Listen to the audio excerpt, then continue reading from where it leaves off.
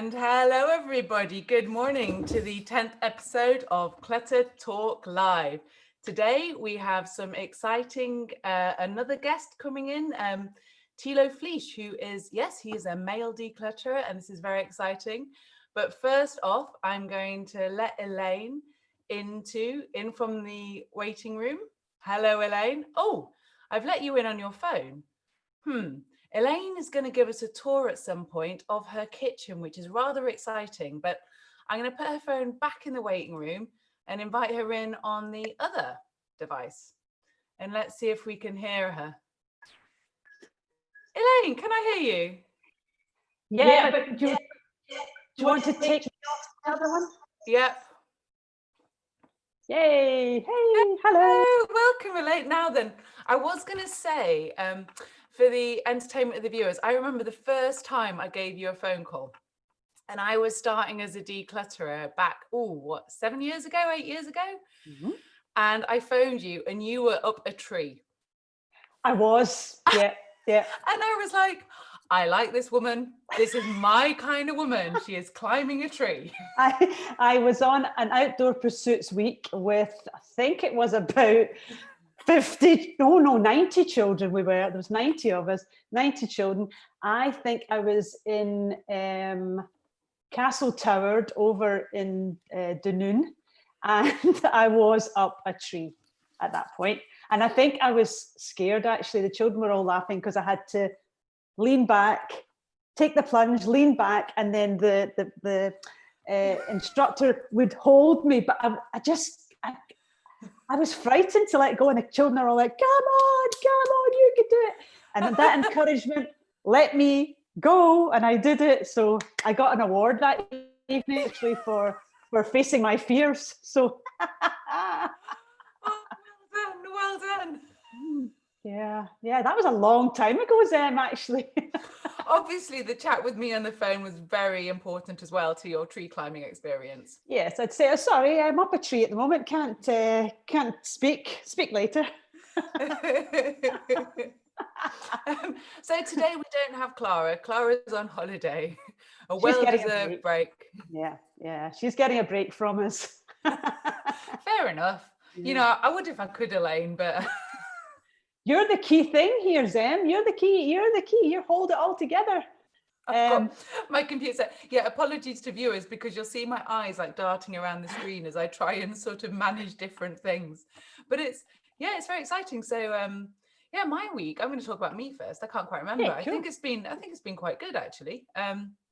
Helped kind of run a sort of a music festival-y thing on Zoom on Saturday, and that's quite exciting as the whole sort of living room transformed into some kind of studio set. Wow. So it's all about kind of constant sort of transformation of space and place, really.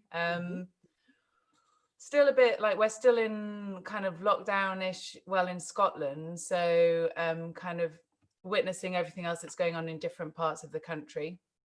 And yeah, there's a lot of sort of seismic big stuff going on in the world, but we're still in lockdown, so it's been a very tumultuous week, I think, on the global perspective. Yeah, obviously different things have been happening, and some not so nice things, but I guess it's one of those situations where we have to focus ourselves in whatever way we want to, and you know, look forward. You know, again, as we spoke about last year, God, it feels like last week, about self-care and what we want to take from the media and what we don't want to, and all these sort of things. So I guess, for me, this week has been really good. I've done a lot more exercise this week, so I'm feeling more invigorated this week. And I have had some great sessions with some clients virtually. Some were just a chat, and some a bit more practical. But some things that have come up certainly for clients that I'm dealing with this week has been, how do we stick to a routine, or we're out of routine, you know, and I don't know, do you feel that, Zen, that we're kind of out of routines? And I feel like for me, I'm trying to find new routines. yeah. So and like being at home so much more, and having a new sort of lockdown buddy, you know, it's also about finding routines together Yeah. and working that out. So it's really sort of still evolving. What I'm hoping though is that some of the routines that I've established, moving into the new normal, that I can keep those going. And I know that for some people, like the ability to get out and stuff, they've actually found it a little bit overwhelming. Like it's brought in too much. So I'm hoping to just kind of keep going at a slow and steady pace. So I reconnected with my old Pilates class and joined them on a sort of Monday morning, which is great. And my mum and dad are part of a singing group in the Forest of Dean. So they've got Zoom. So we kind of joined in on a Monday afternoon to sing. And that was nice to connect with mum and dad through song, even if it was virtually. And, you know, I think some of these things I'd like to keep going or continuing forward, because I can't do a 7-hour drive every weekend. You know, it's not going to happen. So yeah, but it is about how we keep the routines that we're enjoying and that we've discovered, how we can keep those going. So in today's show, we've got some interesting things coming up. Apologies, viewer, you only have Elaine and myself, but we have Tilo Flache, who will be joining us shortly. And he's got wonderful experience. He's based in Brighton, and he can talk about everything that he does, and also his male perspective, or what it is like as a male declutterer, and also as someone who has connections with France and with Holland and with Belgium, and how that works, which brings us on to a little bit of what Elaine will bring in as well later. Do you want to talk a little bit about what you're going to say? Yeah, just to tell you again that I'm Elaine of Clear Mountain Decluttering and Lifestyle Organising, and Dr. Zem Moffat of Insightful Moves is with me today. And normally we have Clara Moore from Joy of Space, but she's on holiday today, so she's having a break. Good old Clara. But my company is based around the Scandinavian principles of lagom and hygge. And that, if you don't know what that means, is lagom means just the right amount of everything. And hygge is about coziness, balance, wellness, and again, you know, keeping things under control. So I'm going to talk a little bit about that probably later on in the show, just about how we can all bring a little bit of that into our lives, and you know, see how we feel about it. There are different ways of doing it, and I just think sometimes we just need balance things out. And me as a lifestyle coach as well, I'm looking at the bigger picture when I go into declutter with people. So I think that it's really interesting how people, as we've talked about before in the last few weeks, about how things ripple out. And sometimes if you declutter one part of your life, you then start to declutter other bits. So we'll talk about that later. But I think that it's a nice thing to talk about today. Something different. We can't hear you, Zem. Have you switched yourself off? Probably a good thing. Was that because you were eating a wee biscuit there? It was, you didn't because want I was everybody eating a to hear biscuit. you crunching. Yeah. I thought that was kind of me. Yeah, it was. So I can't share the biscuit, unfortunately. But Tilo Flache is going to talk a little bit about his new book as well, which brings those ideas of sort of tides and balancing, because it is called Clutter Tides, Balancing the Ebb and Flow of Things. Yeah. So he'll talk a bit about that. And also we're going to talk a little bit about our course that's going to happen at Strathclyde University online in July. Oh yes, if anybody wants to text in any questions, please do.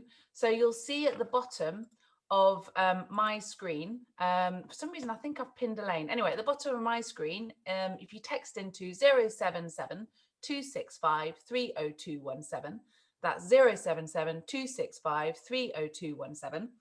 And text in any questions you want, and I'll pick them up. You can also, Elaine or I, or one of us, will keep a view on the YouTube if anybody wants to. Oh, we've got 10 watching at the moment. That's very good. If any of you 10 have any questions, then please just put them in there, and hopefully we'll pick them up. If not, yeah, send a pigeon to tap on my window, but we will try and answer. We had some lovely feedback from one of our shows, which says, love the way we hold loose, relaxed groups together for spacious insights and top tips. So hopefully today we will have some more spacious insights and top tips, and we will see how it goes. Right. Okay. So Elaine, can you please introduce Tilo? And I am going to, whilst you do that, I'm going to go onto the Apto Find an Organizer website and demonstrate how you can find Tilo through the website. So Elaine, if you want to introduce him, and I will shortly let him in from the waiting room. So we're going to welcome Tilo, and he's just actually popped a little message in the chat there. He says, hi everyone, I'm looking forward to chatting with Zem and Elaine and answering any questions you There he have. is. There he is. Hi there. Hello. So I thought I'd give everybody a heads up before I come in. That's good. So great. Tilo, So actually, first I've just got his Clutter Tides book. Okay, cool. Up. I'm sharing that screen now. That looks good. Balance it. So we'll return to that later. But I'm now going to go through the Apto Find an Organizer, how to find him. So I'll let you two keep chatting.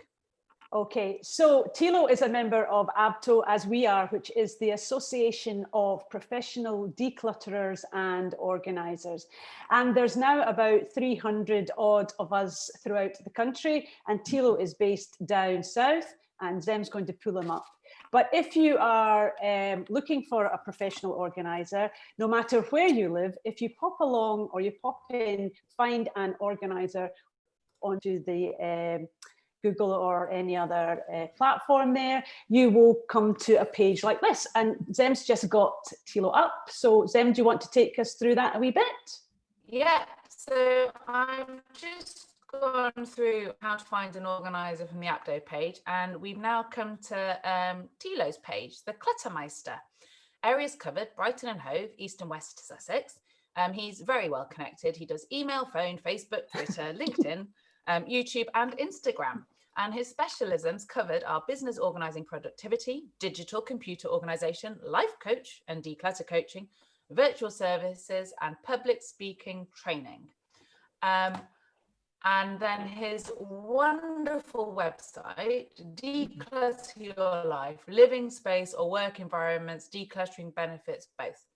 And he says, he believes that while clutter requires a practical approach, the first steps to solving a clutter crisis is to look at what lies beneath. And that means delving into your motivation, finding out what made you accumulate clutter in the first place. Because if we don't deal with this part, any decluttering results will most likely be short-lived. Well, I think that sounds wonderful. And I've also, I'm going to put a link to his YouTube page, which is fantastic. And so we shall share that as well on our YouTube page. So now we have the man in flesh. Welcome, or rather in pixels on screen, to be fair. But Tilo, welcome to our Zoom living room. I hope it's not just one pixel. No, there's several. There's definitely several pixels. That's good for me. Well, I hope I can live up to the big up you just gave me. Well, we have to, we have to make the most of you, really. We're really delighted, honestly delighted to have you on the show. And I think one of the big questions is, what's it like being a male declutterer? It's a question I get quite a lot because there aren't that many of us, especially in the UK. I know in the US and in Canada there's a couple more, and the percentage is a bit higher. But in fact, I don't think I do anything different from what a female declutterer would do. Maybe my approach is slightly different. And I think all of us have different approaches. But my sense is that when a potential client is looking at a choice of declutterers, sometimes the fact that I'm a man may play in my advantage, and sometimes it may play in my disadvantage. But if we just look at the client base, let's say more or less 50% would be women and 50% would be men. Yeah. But then we only have 3 to 5% of male declutterers. So there is a clear imbalance there in the choice. And my sense is that sometimes women choose me because they think, oh, he's a man, he can lift more, which is a bit silly because I know a lot of women who can lift a lot more than I do. And some men would choose me because, and I've heard that a couple of times, they don't feel like they have to explain a lot of things to me because they believe I intrinsically understand their situation better. Yeah, good point. Good point. Yeah, sometimes that, I mean, that certainly does come up, I think, and certainly some men that I have worked with feel quite nervous speaking to a woman, just what you've said, and strength-wise and all that. Yeah, you're right. I think men can lift more, but I think we do come in with different ideas sometimes, and sometimes I know that I certainly have had to rethink possibly how I would deal with different situations between the different sort of male and female genders, you know. So I think that it's a really interesting one. Have you ever come across that, Zem, in your Clutter chat or anything like that? With one of my clients, he actually feels more comfortable with a woman, so he's always worked a lot better with a woman, and he's found the men, I mean, less declutterers, but more sort of support workers. He hasn't found that as easy. So I think it is very much person dependent, but I think there's something interesting as well in maybe the culture or the access. So Tilo, you were saying before about how I think a lot of how decluttering's grown up has been in female networks. But I do agree. I think that clutter affects both men and women equally. I mean, I think that my main thing is that I think women probably have more of a heads up about it because there's more shame involved for women, I feel, because it's traditionally been the woman's role to look after the house. So they feel the shame sooner than a man. Would be my maybe provocative suggestion. Whereas in male, well, in the UK, you know, you've got your man cave, you've got your thing, which is kind of slightly idolized, and that men can kind of go, well, it's just my man cave, it's just my thing. Whereas I think women seem to have taken on the responsibility, or have been given, of looking after house, so they feel the shame sooner and then they act sooner, maybe, is why it's come out like that. But I'm not sure. I would posit that women, because of pride of house, while they might be ashamed of it, also would be less likely to ask for help in that domain. I find that my male clients, and I have to distinguish between younger and older ones, especially the older ones,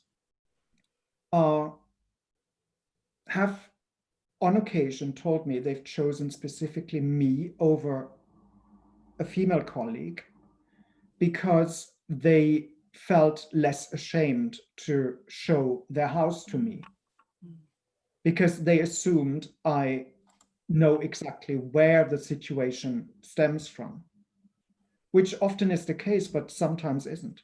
And I think in that respect, there is an assumption on the part of the client that a male or female declutterer or organizer wouldn't be able to wrap their mind around what they encounter in their households. So I think that both male and female clients have different hang-ups, but they all have their hang-ups. Yeah, I think that's so true. Elaine, can I just ask, can you just check on the YouTube? Are we going live fine? Is everything working? We are going live fine. And that's an interesting thing. I'm just going to take Jocelyn's point here. And Jocelyn has said, I think shame is too strong a word. And possibly it is. Yeah, it possibly is. It's probably maybe challenge or challenges or things like that. It's probably might be a better word to use. But sometimes, let's be clear about this, sometimes when we go in, people are feeling shame, and we need to go in and say, well, you know, don't feel like that. That's not, there are circumstances that may have happened that have made this situation happen. So, you know, some people would go in, certainly some people that I've gone into have felt, oh, I'm very embarrassed. I feel terrible shame that I've let the house get into this sort of idea. But they are challenges. Let's clear that up. They are challenges that we all face at different times in life. Have you come across the phrase chaos? Can't have anybody over syndrome.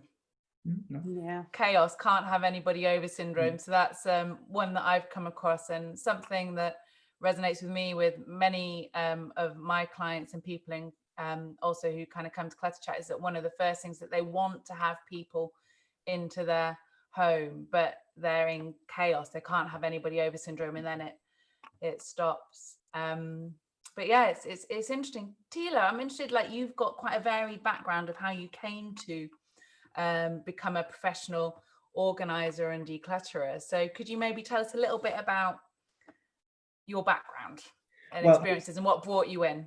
Yeah, before I go there, a quick word do. on the shame thing.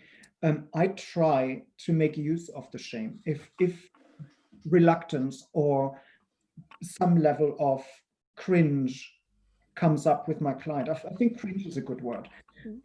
When that comes up, I try to turn that into a useful tool. I try to help them find out why exactly they feel that way, because that is a useful way to get to a point where they realize, okay, that's why. And then we have an angle to get started. Yeah. I like the use of the word cringe. I think something that's cringe-worthy, but it's definitely you can get more of a handle, and like, shame does have such a legacy and a weight to it, doesn't it? Quite another good word is fear. You know, a lot of people have fear, and that's the fear. It's all built around fear of going out, fear of people coming in, fear of losing things, fear of letting go. You know, fear is a big, which I find when I'm doing a lot of coaching, fear is a word that comes up that people use themselves quite a lot. I have a fear of X. I have a fear of Y, you know? Yeah. A good one. Yeah. Well, cringe, I feel like Miranda Hart now with cringe. Clutch. There we go. Yeah, so my background, I slid into decluttering about 5 years ago. I had to make a huge change in my life. I used to work in corporate offices for near 30 years, and it just cracked me at some point. It broke me. I had to find a change of pace because I was just breaking under the pressure. And I moved away. I moved to England at the time, and I started this business. First time ever to become self-employed in a new place. And it was an adventure to start with. But it very quickly turned into same old, because the first clients I found were very much about organization, small businesses, reshuffling processes, that kind of thing, rather than decluttering and organizing. Although this falls under the umbrella of decluttering and organizing in a way, but it wasn't the big throw I wanted to do. So I shifted into working with residential clients about a year in, 4 years ago. And that has become my mainstay now. But it is interesting to see that a lot of my decluttering approaches come out of a corporate environment. So there is a lot, the organization side comes from clear structures, instructions, workflows finding ways to make things into habits, as Elaine said earlier. And workflow isn't anything but an extended habit, really. If you set it up and people follow the workflow, you build habits and keep doing this. So that on a business level, small business level. But I do a similar thing with my clients as well. So a lot of those lessons I learned, and I've been a software teacher for a long time as well in my corporate function. All of these things have gone into my approach how to work with clients, with a dollop of life coach on top of it, by reading into their reactions, by seeing how they go about doing things. I try to infuse that in my approach, how to help them, because it has to be personalized. It has to be specific for my client. I can't come in with a box of tricks and just lay them out 1, 2, 3, 4, 5 and expect everybody to follow the same strategy and the same path, because their lives are different and their circumstances are different. That's the great thing, I think, about our job, that no two jobs are the same. No two clients are the same. No two environments are the same. And that's what I love. And that's why I like climbing the tree, you know, different. But I think that that's every, I don't know if you feel like this, any of you feel like this, is every job is a challenge, a different challenge, using different strategies, you know, developing different habits, as you say, Tilo, helping clients develop different habits, and then seeing what happens from that experience of decluttering, how these people have progressed in their lives. I don't know, have you ever had anything where you've gone in and done some work with a client and then picked up with them sort of 6 months later to see how their lives have gone? I love doing that. I love to check in with my clients to see what's happened. Yeah, I do that. I had a client early last year, and it was an emotional journey. She had a huge change in her life. She lost her partner, and the bungalow hadn't changed at all. It was just the way it was. And she came to me because she realized she had to make a change. So she clearly was ready. And we went about going through her flat and not really removing all that much emotional stuff, but sifting the emotional stuff away. And then she found that she had a lot of stuff that she didn't really use, that wasn't useful to her at all, like chests and cupboards that were basically empty and that kind of stuff. So there was a huge shift of things going out.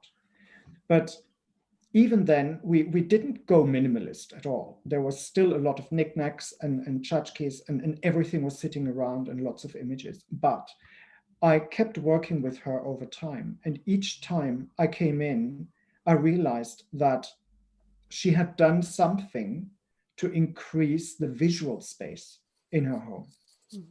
Like just simple things like shifting the coffee table from the center of the room to the side and leaving a huge open space in the middle that she didn't bump into anything. And small things like this. So clearly there had been a change of mind to some degree, and she has embraced that emptiness as something positive. I think that's really interesting. What I notice is that often it's not, I mean, yes, there are places with just far too much stuff and you just need to clear, but also it's not about stuff, it's also about where the stuff is. So yes, a table could be in the wrong place or it could be in the right place. And I'm interested also in what you started talking about, which was trying to tease out those connections between flow and habit and setting up the systems for me. So just a recent example from my own world is that I just bought a like an oil cloth to go over the dining table, which is in the kitchen as well. But all of a sudden it means that me and my partner just feel a lot freer around the table. Like we can put wet cups on there. I potted my herb plants, and all of a sudden my body's less constrained around the table and I'm less like nervous about staining the wood. And it was just a, you know, 11-pound oilcloth and it looks great. It's a lovely blue color. So I'm also interested in how we can select the right material object, but that can then have a real positive effect on how we interact and behave and making us relax, and also where we place things. That's like space management is huge, you know, and Clara would probably agree with us on that, in the fact that her background was in occupational therapy, and obviously for an occupational therapist going in after somebody's come back from hospital, there needs to be space for these people to work in the home. And often when I work with people who have returned from hospital, and I go in and say, or they're coming home from hospital and we're setting up the house before they come home, is there enough room to move? Is there enough room to move safely? Can we get that rug out of the way so that nobody trips? You know, as you're saying, is the coffee table going to be a hassle to get round? Is it too hard? You know, and space management is huge, actually, in terms of the bigger picture. And I think people forget that. You know, they say, oh, it's not about the stuff that's sitting on the table. And I'm like, no, but it's also about the table, you know. And also for this, if you're into feng shui or anything like that, you know, the way that the air moves around the room is another, you know, big aspect of things. You know, the air's getting clogged because, you know, there's a big unit in the way, and, you know, the windows can't open because you can't get near them and things like that. Even something as simple, often I go in and say, one great thing is, like, let's get these curtains open and the blind up, and let's get a mirror kind of semi-opposite the window so that the light bounces and then reflects back into the room. And that already gives you that feeling of what I'm going to talk about later, about hygge and balance and logom, and the fact that the air is freer, the room is freer. Do you find that, Tilo? Do you find that happens Absolutely. a lot? And I may even add one of my own personal favorites. I've got a lounge that's 3 meters, but I've chosen to put my coffee table diagonally at an angle, simply because it makes the room feel bigger. It feels like, okay, I've got the luxury of put this sideways, which means there's room. Yeah. So sometimes it's these odd concepts and out of left field ideas that seem to work. And I think what we as declutterers and organizers bring to the table is that outsider view. We're not stuck with what is, but we look at the materials and we try to make them fit with what the client needs. And that's what happened with that client I mentioned earlier, that she simply couldn't see. She was so used to living in that space with that furniture and all those things for the longest time, through trouble, through her husband's death, into a mourning period, that she couldn't see. And I think that's a big thing we bring. And we bring it as an outsider. We're not friends or family who advise, but we come with expertise. And that tends to be more acceptable than if your best friend says.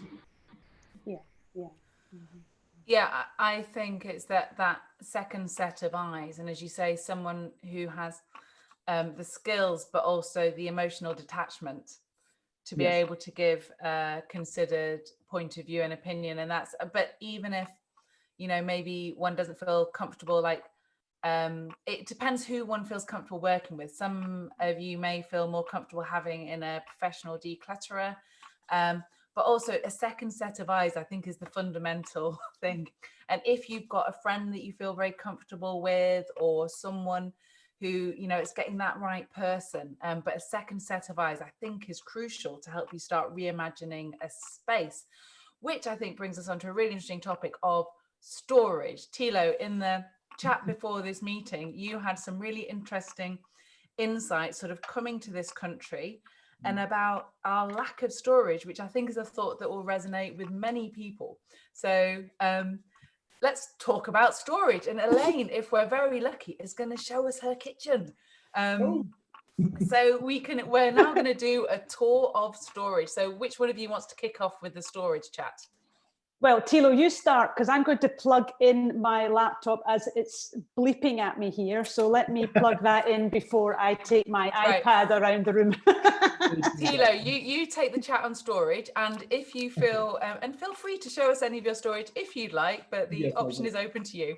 I will, absolutely. Here's the floor. My first thing when I moved to the UK, I moved to Brighton, which is very cramped in terms of living spaces. Everything I saw was really small, but what strikes me as really odd is that most living spaces don't really have any storage set up. So there aren't any nooks and crannies or inbuilt wardrobes or cupboards that somebody who moves in could use straight away. And then add to that, that space is usually at a premium in the flats anyway. If you add shelves or wardrobes, you're cutting off living space. Yeah.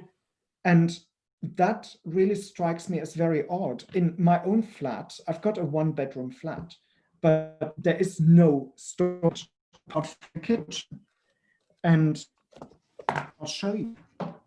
It's really simple. I have, in the corridor, I have this empty space that used to be a storage cupboard, but doesn't really offer much in terms of space. And there's this one thing with a door at the top, which I have to say contains a lot of stuff from the flat, like paint and an old TV screen and that kind of stuff that doesn't even belong to me.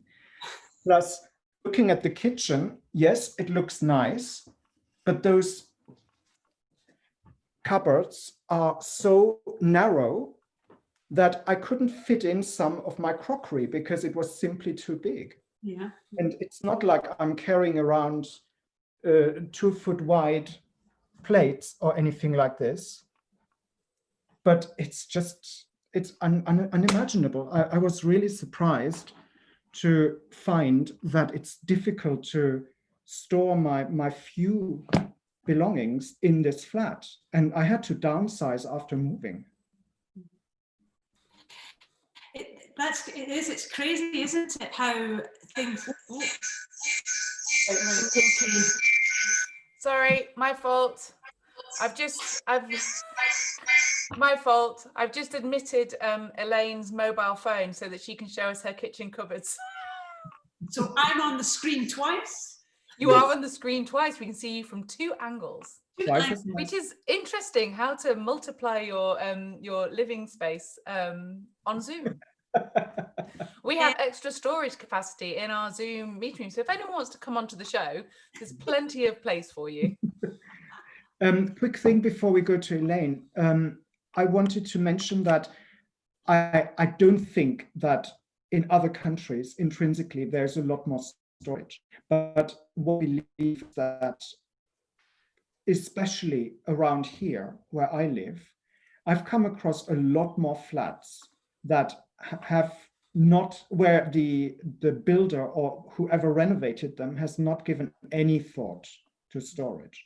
Whereas Belgium, where I lived for a long time, at the very least, most houses are old as well, but they've tried to incorporate any lost space or lost corners as something that is useful to store a bucket and mop or a broom. Whereas here, my broom is hanging on the ceiling because that's the only place it can go. Oh. That's hilarious. Well, I've got a hook in the ceiling and that's where I hang it up. Yeah.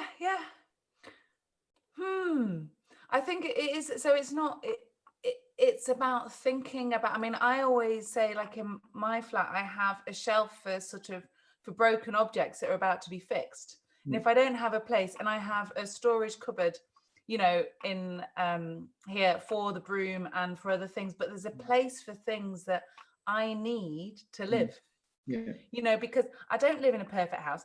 Things break, things need fixing, and so I need a place for them, and I need a toolbox, and I need all that to go around. But having that built into the environment so that they have somewhere to live just makes my life a lot flow a lot easier.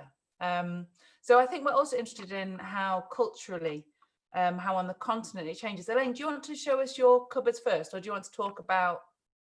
Yeah, so I'm going to go on to the iPad. So let's hope that this works. So I'm going to mute myself on here.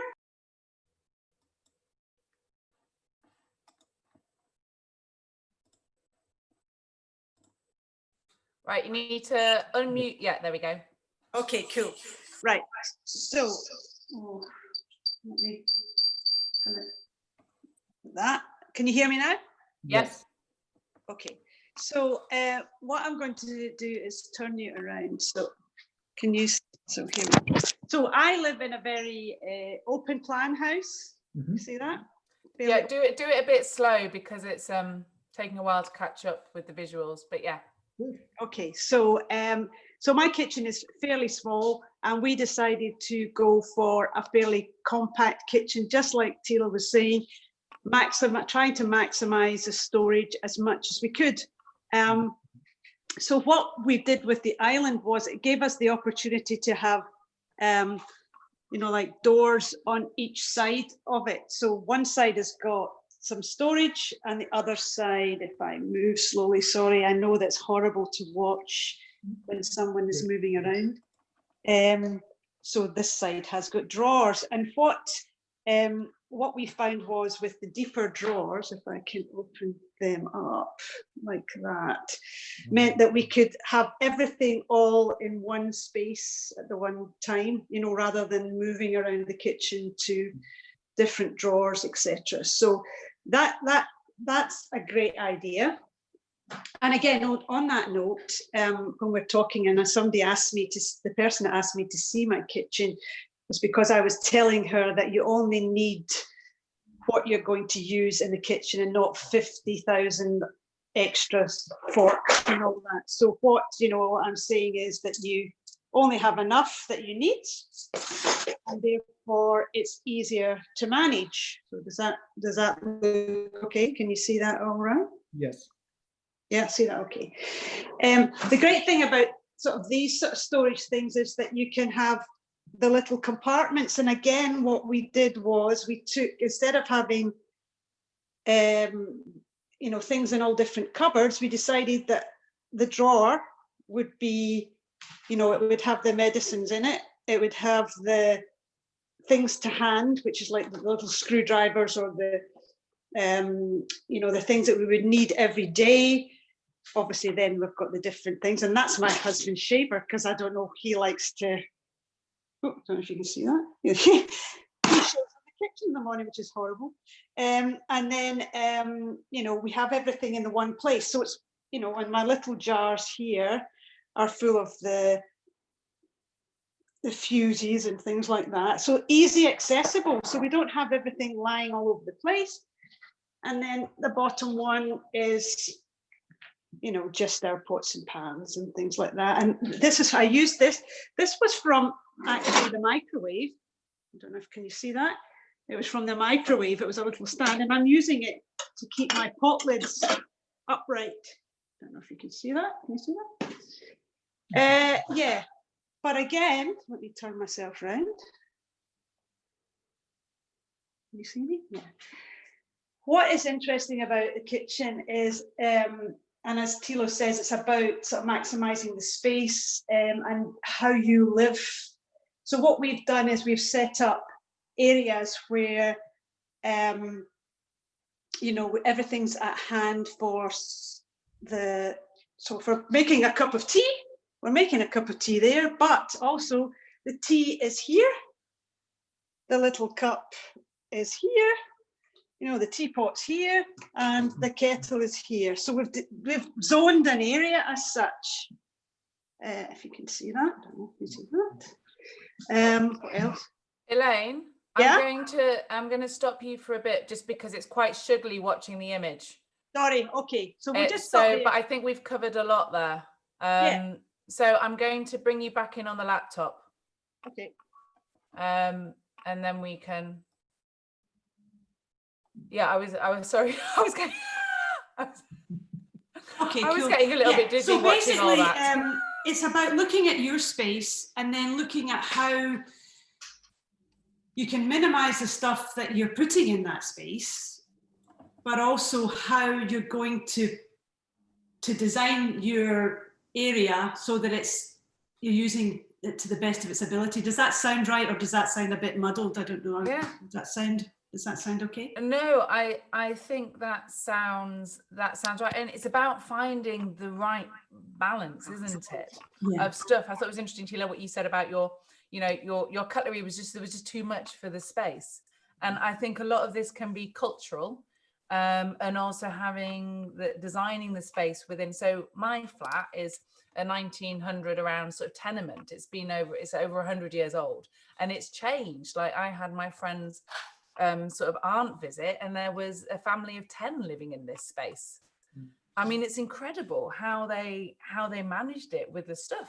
So I think it all changes over time and in cultures as well. Tilo or Elaine, I wonder if you had any thoughts about that from your experiences abroad. Tilo. Well, I've lived in Germany until age 27 in flats, and my uncle had a house. The general sense I got from the flats I lived in at home or as a student was that they were more spacious, which may be a sign of the times. It's a long time ago. I'm old. It's a while ago, so things may have changed. But in Belgium, things were a lot more different. So that I had studio flats that were really cramped. I had flats that were really spacious, but all of them had some level of consideration for the necessities of life. Like a bucket. You know how it is, or a broom. Brooms are notoriously difficult to store away anywhere. They usually end up behind a door together with the vacuum. So it's simply because there's no space foreseen. And to some degree, I think that has to do with the age of the buildings we live in. Yeah. Because 50 years ago or 100 years ago, there were no electrical items. You had the basic stuff. You had a broom, you had a bucket, you had some fabric to clean the floor, and soap, and that's it. But now we've got different items for different things, including the steamer to do the wallpaper every 5 minutes. It's just careened out of proportion, and it makes perfect sense that the buildings we live in aren't made to store all of that. No. So we have to find solutions, and one of them is to cut down on separate items that do one thing and nothing else, and the other solution is to find space to store them. And I think we need to find a balance between the two, because some people don't want to lose their pot that only makes apricot jam, and other people may be happy with one presentation dish, and that's it. There's an interesting message here on the chat, and it says, I'm clearing out my mum's flat. This is from Natalie. I'm clearing out my mum's flat. It's amazing how once things are put into a cupboard, they then get forgotten. In my new place, I'm going to have clear glass or perspex doors on the cupboards. So that's an interesting one about how she's going to solve that problem. Natalie has also put, I used to have my windsurf board on the hall ceiling via the pulley. That's a great one. Excellent. Excellent. I think there's another interesting comment that comes from Leslie on the live chat. Should you sort out a strategy first, or does the strategy evolve as you declutter? For me, I think the strategy evolves. Yeah. as you declutter, so you find out what you need. And I think what Tilo, what you just said about like I go, do you really need that cleaning implement? Is there something else? So I was going to buy some more cloths, and then I realized that my pajamas were at the end of their life, so I've just cut them up. And I'm now using my old stripy pajamas as cloths, and it works. And you know, I was kind of too embarrassed to pass them on to the charity shop or whatever, but they're cloths, and then it saved me having to purchase more cloths. And so I think it's kind of that assessment of what we need, and then it's reduced the amount of space I need to store things. But it's interesting you say that. If you had said that 50 years ago, everybody around you would have just nodded. Yeah, that's what you do. Of course. Yeah. Well, of course. But what else would you do with old pajamas? You always need cloth. So whereas to me now cloth? it was a bit of a revelation. Well, it wasn't a revelation because I've done it in the past, but it was like, oh, but I had spent several minutes looking to buy cloths online, and then all of a sudden I'm like, hold on, I've got them in my house. But isn't decluttering and organizing all about repurposing things? Yeah. I think repurposing and rethinking. So my automatic compulsion was to look online to see what I could buy, rather than actually look within my four walls and go, well, what can I use? Elaine, tell us a little bit about your experience, about your continental experience now. Yeah, I think that especially in the Scandinavian countries, they believe in a lot of repurposing. They're heavily into recycling and heavily into the environment. So they're looking to cut down as much as they can on buying unnecessary things. And as I mentioned before, I have a son who has gone to live in Sweden, and his whole concept, it's interesting to watch him through the journey of, the move from Scotland to Sweden. His whole concept of minimalizing his life has been actually quite interesting to watch. So he started off when he was preparing to go, that he minimalized his wardrobe, and he said, I don't want to make all these decisions every morning when I go to the office, so I'm going to have my business suit, I'll have so many shirts, and I'll have for the weekends I'll have my walking kit, my running kit, different things like that. But he minimalized everything, all the unnecessary things, he just let go of them all, just let go. But that was also for the fact that he had to transport a life from here to there. So he had to get things there. So that was one aspect of why he decluttered. The next thing was that when he got there, that everything was much more, as I said, environmentally friendly, more balanced, and they, repurpose constantly. Old wooden cabinets then become something in the kitchen, or it's something that's reused in the garden for storing things. It's not just thrown out the way we tend to be doing it here, certainly in Britain. And they're not as quick as well to go on the phone and buy things, very, as Zem was saying, his girlfriend, his family live in the middle of Sweden, and they live on a farm and everything, the hens they use the eggs from the hens. They don't need to go and buy it. They're making their own bread. I mean, it's like a totally different concept of life. But actually, when you sit and look at it, it's lovely. The pressure of having to buy, why would we? They pass the books on, which I've seen quite a lot of actually here just now in lockdown.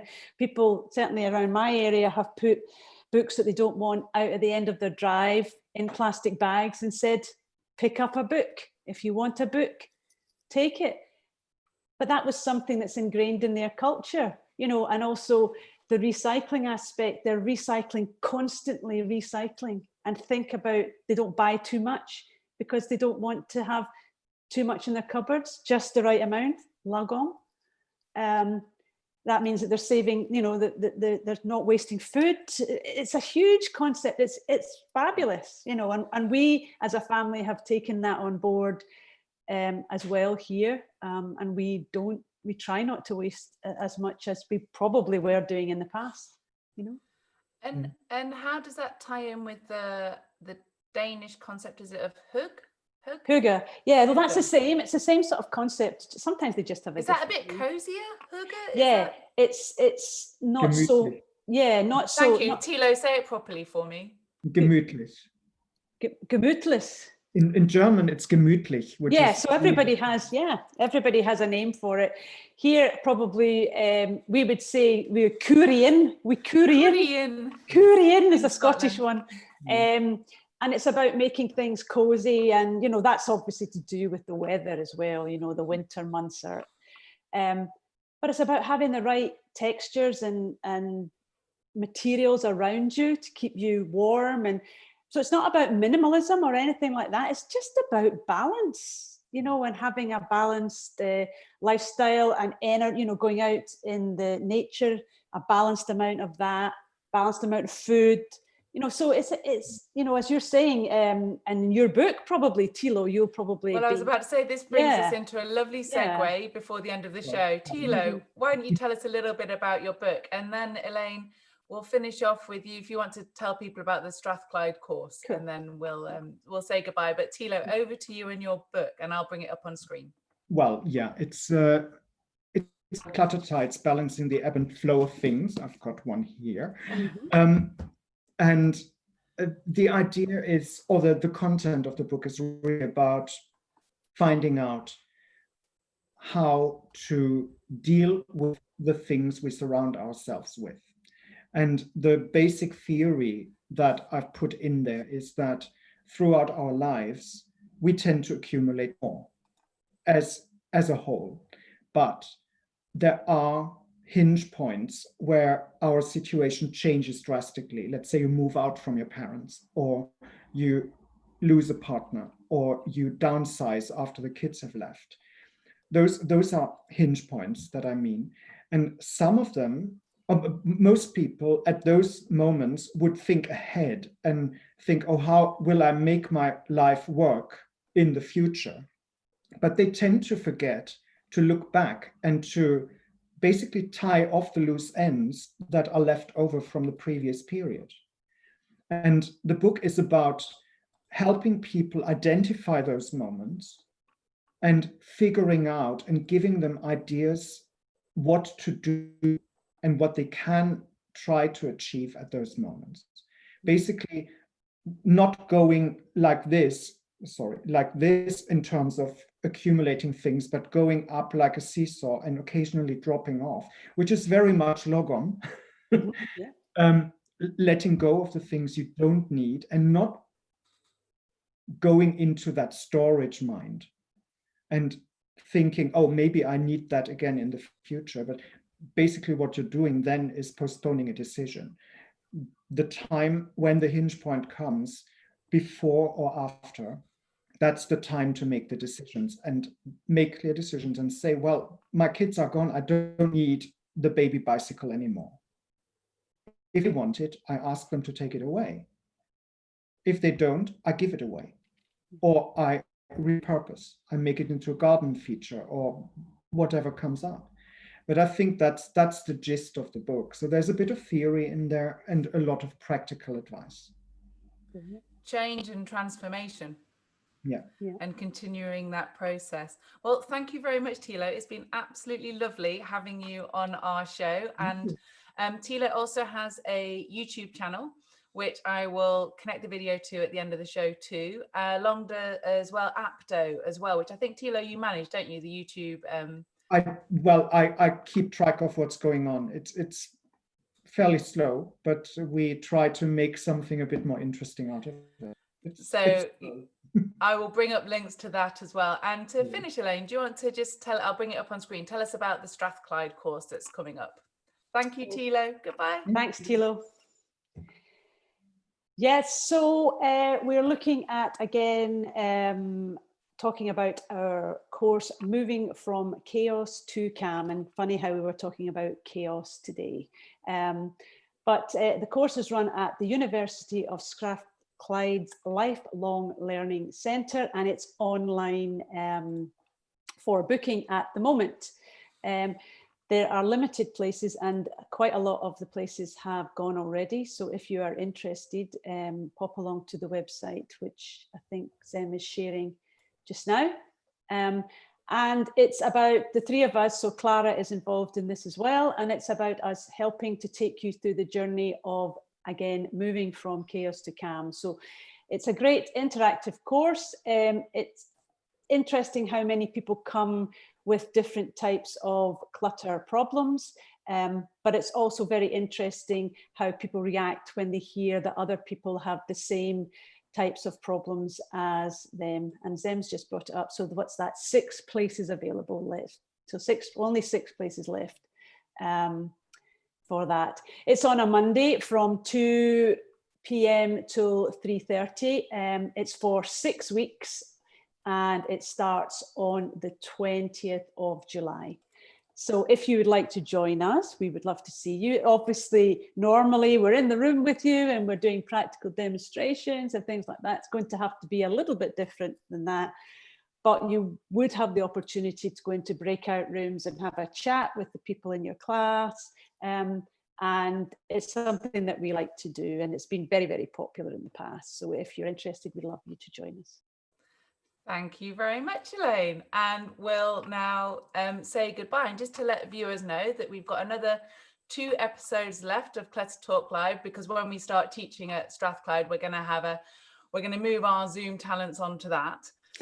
But cross fingers, we hopefully will be back in the new normal, whatever that is, after a summer break. So if you have any urgent burning questions, then please send them in for us for the next 2 shows, and we wish you all the best for this coming week. Goodbye. Bye. Have a good week. Everybody. Bye bye.